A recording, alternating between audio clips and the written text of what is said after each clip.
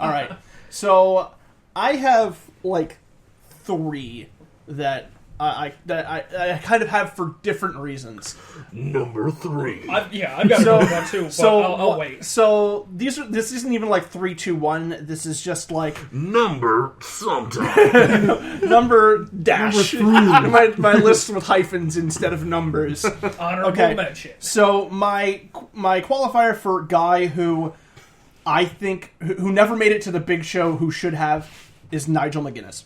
You're talking about the Big Show as in, like... Not Paul White. Or... specifically, the highest stage he should have been in. He says wearing his Nigel McGuinness shirt. That is... Yes. I forgot he was wearing this, honestly. So it's Nigel McGuinness for me. I think that he could have done some really interesting stuff on a big scene. He showed promises of that in TNA. He's another guy I mentioned in one of the other shows we did recently, and I agree. He was another one I was going to mention. But I'm going to leave it to you and give me another one of my picks soon. So have at it since you're a huge Nigel fan, and rightfully so. Just the fact of this is a guy who was one of the last. I don't want to say one of the last because we're seeing people now coming back through. Zack Sabre Jr. is probably the best example of somebody who's kind of coming back with that European style and doing really good things with it. But he was kind of one of the last people who to fit that like modern like William Regal mode, who's another guy you could probably put on this list. Certainly.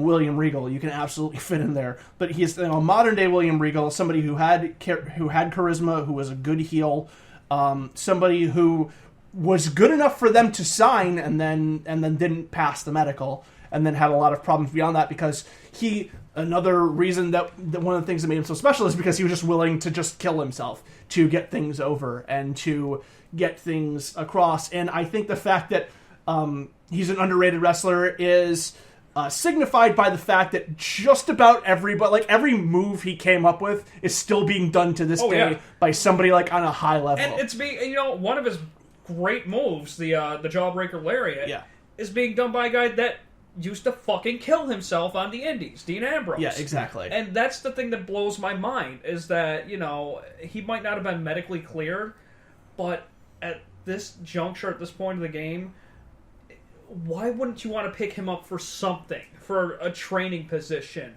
For... maybe an announcer. Yeah, it wouldn't surprise me to see it's just Nigel McGuinness all of a sudden show up on like a Breaking Ground episode in the back, like they signed Adam Pearce to a coaching deal, I guess, like that. But even if they said, "Hey, would you mind stepping back in? Are you good enough? Like we can test you." And even if he doesn't pass it, give him something. Yeah. This guy. I mean, Adam, all fucking people Adam deserves Rose, his spot in this industry. Adam Rose, when he was Leo Kruger, was using the London Dungeon. Yeah. There was somebody who did the Tower of London I don't know if it was Thorne. Was that Kevin Thorne? Oh yeah, that's right. So yeah, basically like his whole moveset has been aped by people kind of over and over. So that's just kind of tells you that guy probably should have gotten a higher position than he was. Yeah, no fucking doubt. My standard pick, kind of in the vein of what you guys did, just in terms of overall, like, this guy made it, but I think they could have done more with him, Dean Malenko. Oh, absolutely, Dean Malenko, to me, should be one of those people that not just, like, diehard fans have in this conversation, but in conversations of, like, this was the best wrestler who ever lived. And I know we've kind of done a lot of Benoit stuff lately, but everybody kind of points to Benoit as, like, the best ever, like, Dean was better than Benoit. You're gonna have to cut this section out of recording. By like a fair margin, he was better than him. Dean Malenko is probably just one of the most technically perfect. Like, I've never seen him botch anything ever in anybody he's ever wrestled with, and if he did, it was probably not his fault. Except having a personality. The only he was in terms. But the thing is that. But he used to get popped, like that match with Jericho where he came back as Cyclope and he took the mask off. That crowd fucking popped. Like, if he was so good that he's just one of those people they should be like, look at this guy, and no, he's never going to hold a world title. He's too small, like you said. He just doesn't have the charisma to do that. But he should have been known. He should have gone down as like he should be on every like greatest intercontinental champion list or whatever. Even though I don't think he ever held the title, but they should have. No, but I'm saying like that's the level he should have been at. He should have got that belt. He should have held it for like 2 years, and he should have just had amazing matches with everybody who came through the door. Yeah, but Chris Jericho knows one more hole than him. Yeah, exactly. No, 3 more. Three. more. Sorry, 3. And you know what? I'd hate to discredit the guy. The only time he ever injured somebody was Hitman. He went to go put him on the top rope for a superplex, and he went out the wrong way. Hitman tore his groin, but I'm not going to take anything away from Malenko. He's 99% of the time is better than Yeah, I just think that he should be the one that like everybody's Yeah. looking as like best technical wrestler ever. And I mean, like Eddie Guerrero, it's usually Eddie Guerrero and Chris Benoit that you take mention of that, and they're both great, obviously. Yeah. And Eddie Guerrero was very, very, very, very, very good. Want to, but I think Dean should be. Perry Saturn should get the honorable mention for being Yeah. like just like a badass good guy human. Yeah, like, that's true. Just like getting shot for Yeah. that woman or and whatever. he was an extremely solid in-ring performer too. Yeah. He was very, very well, submission. He could drop elbows from the top rope, leg drops. He could, hit brainbuster. He was very well versed as well. Power wrestling, suplexes, everything. Perry Saturn. And speaking of suplexes, I want to mention Taz as another one. Okay. Yeah, for sure. Absolutely. Yeah. His stature might have hurt him. His neck injury that got worse over the years might have hurt his chances a bit. But Taz didn't have no neck. he's a thumb. But Taz was definitely underrated as Absolutely. far as being given a bigger shot. Around the time of that whole invasion angle, he was kind of crapped on, to be honest with you. But I think he was just slowing down at that point, and unfortunately, his time came a little bit late. So Realistically, watching Taz, everything that guy did was just like a snap, like scary, like yeah, like just look at this Right. powerful guy. Yeah. It doesn't matter that he's like fucking stocky. a short guy. That guy was thick. That guy was throwing people around That that, guy- you wouldn't expect. And it was interesting and creative, and it might have just been his shtick that he's the human suplex machine. yeah, that guy was built But, like a like, shit brick house. That worked perfect for him, and realistically, also I didn't think he was that bad of a color guy. Yeah, same here. He had like a Rocket good Buster. personality. He was good on SmackDown, like the Yeah. TNA stuff. Yeah, not so much. But then I guess that's basically everybody in TNA. Yeah. So my final one, that's just like the outside of the box, like pick. Say it at the same time. Count of 3. It's not gonna be- 1, 2, 3. Steven Richards. Stevie Richards is a good pick. Yeah. Absolutely. I wouldn't consider that a weird outside of the box one. The weird outside of the box pick for me, and we'll go back to Stevie for sure, is Manami Toyota. And she is my underrated pick because I think Manami Toyota is probably the best wrestler that's ever lived, and half of the people have just never seen her. Because if you didn't watch like All Japan Women's in like the mid '90s, early '90s through early 2000s, you just be like, who's this lady? But it's a fact of she is just an incredibly good babyface. Did stuff with her body that people should not do, like just like really borderline stupid things. But she Yeah. was a fantastic wrestler. She could sell really, really well. She was very charismatic. She was somebody who was able to take an entire section of wrestling fandom, teenage girls, that's never been tapped into before, and turn them into wrestling fans. Jerry Lawler tapped into them. Not in the same way. Very, very different way. I'm going to bring up a handful of names. As far as a future pick, Hang on, before you Okay, do You're that, doing all right. handful of names. No I'm explanation. not gonna like. before you do that, Okay. Stevie Richards. Stevie Worth Richards. mentioning. I think that guy had a ton of. Okay, a ton's is the wrong word. He had charisma. He just had like a real obvious sense of he was good in the ring.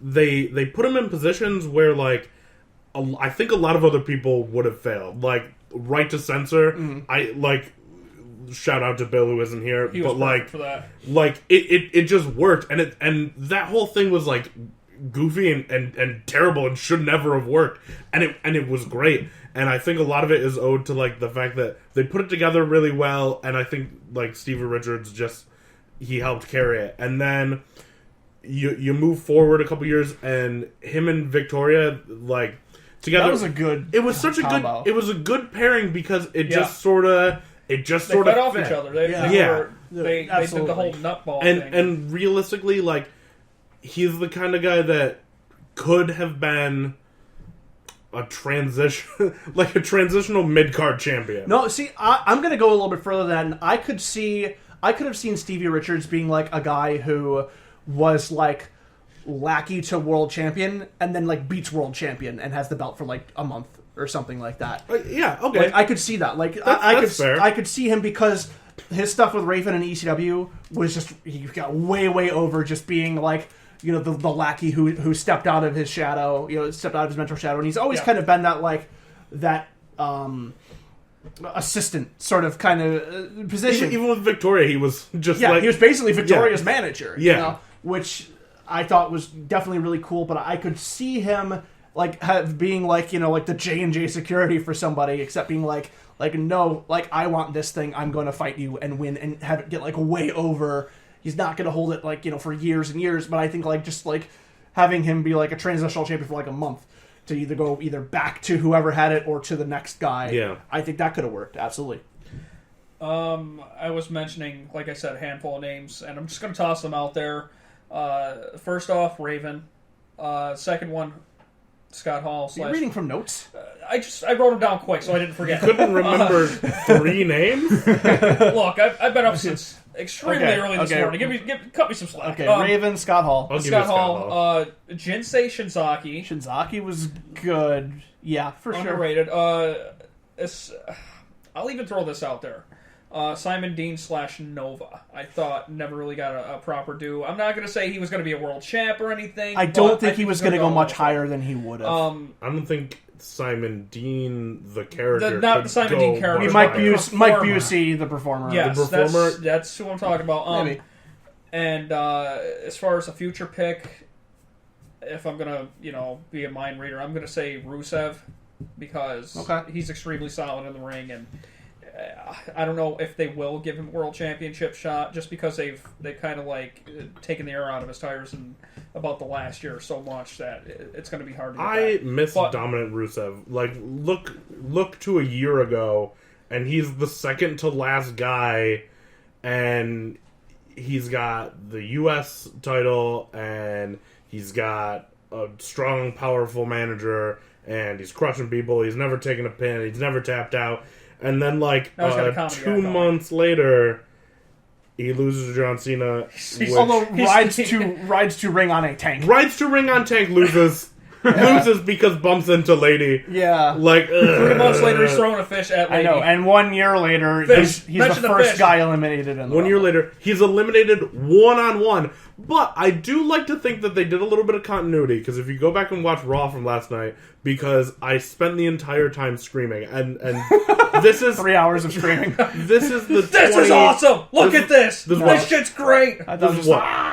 January 26th? So January 25th, Raw. Rusev goes over the top rope 4 times. I'm pretty sure I counted 4. Just like he takes a simple clothesline over the top rope, just another gets back in, just another over the. Just he gets dumped over the top rope so many times that I'm just like, did you not train? Are you not a stocky man? What are you doing? Yeah. Have a wider base. At least I think they're telling a good story with Rusev, which is man who just sort of goes over the ropes. I mean, he is a TV champ now, though, so you can't take that away from him. All right, but before we wrap this up, Dan, you got any other picks? You've been pretty quiet for this one. I think a couple of other people I would have said got covered. If you want to talk about future picks, it's more of a fear thing. Where is Cesaro going to land on that list? Because obviously but he's not. It has a case for most talented performer in the WWE right now. I'm being optimistic. I say he still has a chance. He's not underrated by anybody whose opinion on wrestling I would care about. Well, yeah, okay, so that's fair. But anybody whose opinions you would care about, as you say, understand the influence and the ability of any of these wrestlers. Yeah, I mean, we're talking in Underrated terms kind of means accomplishments. overall Yeah. audience and accomplishments. So in 20 years from now, when Cesaro's career is over, is he going to get the due that we feel he deserves? I don't think That's Cesaro needs the title. I think that it would just kind of be icing on the cake. I think that Cesaro needs like a solid run at a good story. Give him something to do that makes me care about the other person. Because right now, all I care about is like, that guy's freaky strong, that guy's amazing in the ring, all of his matches are great, but where is he going? What is his character? And he doesn't have one, Like, unfortunately. I was and he's basing- charismatic too, and it's crazy. I was for a guy basing not to most have of mine any. on accomplishments as well, and if we're going to bring up two more names, which I'm going to do anyway, Apparently, we're just go we're just forever. going to throw some names out there: Ted DiBiase and Kirk Hennig. Yeah, those. So- I think those ones have just been really They're talked just about. Like they've been those talked are like about for a the long time. goals. But Those let's are just give them rated. their Yeah. give them their mention, throw them out there again, and Roddy Piper. Roddy is the other Piper. one. I mean, it's kind of hard. Yeah, there you go. Dan wearing his Dan better is stripping than now. perfect He's so shirt. excited. I am. Hey, shout out to the only person to be eliminated from 2 Royal Rumbles simultaneously. Yeah. I'm pretty sure that's probably Spike Dudley too. What was it, like a year and 2 minutes that he lasted? Something like that. All right, ladies and gentlemen, Still that's impressive. That's going to wrap it up for us. Be sure to like, comment, and subscribe if you're listening to this on YouTube. If you're listening to this on iTunes, be sure to give us a nice 5-star review, say a few nice words. If you want to leave some feedback, let us know who you think the most underrated wrestler is. Send us that feedback at changingthequestions@gmail.com, or you can also send us a message on Twitter. You can do that at Changing the Qs, which is at Changing the QS. Also, be sure to like us on Facebook, where you will get information about all of our shows as they go up, and also some other random weird shit that we find around the internet that we post up there. Also, if you are listening to this in the podcast, be sure to head over to our YouTube page to check out archives of all of our other shows, like Booking a Better Wrestler, Time Warp, and our recaps and previews of pay-per-views and big shows. That's going to wrap it. Not the big show. You keep just saying big large show. shows. Well, All right, so that's going to wrap it up for us. Scorpion King star The Big Show. For Mike Miner, Hey, for Dominic Schmidt. hey. I'm going to do it for Dominic Schmidt, for Dan Peruzzi. go Broncos. No, just say, that's where we're at The now. freaking guy I work with. Go My Broncos. name Hey, is Paul Laporte. Thank you for joining us. We'll see you again soon. Goodbye. You can't say business on TV.